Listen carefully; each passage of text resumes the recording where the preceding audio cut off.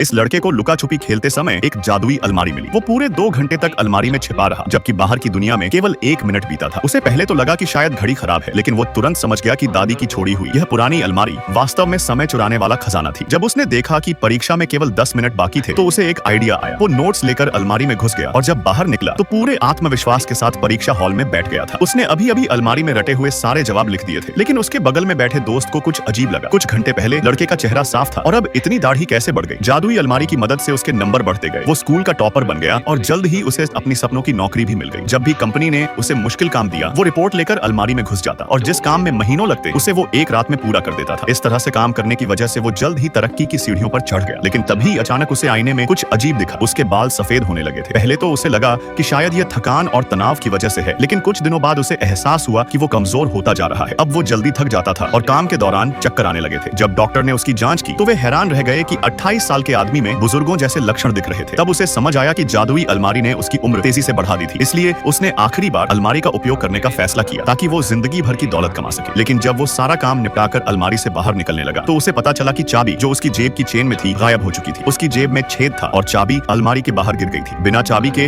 वो अब अलमारी से बाहर नहीं निकल सकता था। तभी अचानक उसकी बेटी अपने पिता को ढूंढते हुए गोदाम में पहुंची। वो पूरी ताकत से अपनी बेटी को पुकारता रहा, लेकिन अलमारी से उसकी आवाज बाहर नहीं जा सकती थी। देखते ही देखते वो तेजी से बूढ़ा हो गया। जब तक उसकी बेटी ने चाबी से अलमारी खोली, तब तक उसके पिता पूरी तरह बूढ़े होकर राख में बदल चुके थे। पिता को ढूंढने के चक्कर में उसकी बेटी भी अब अलमारी में जा घुसी थी।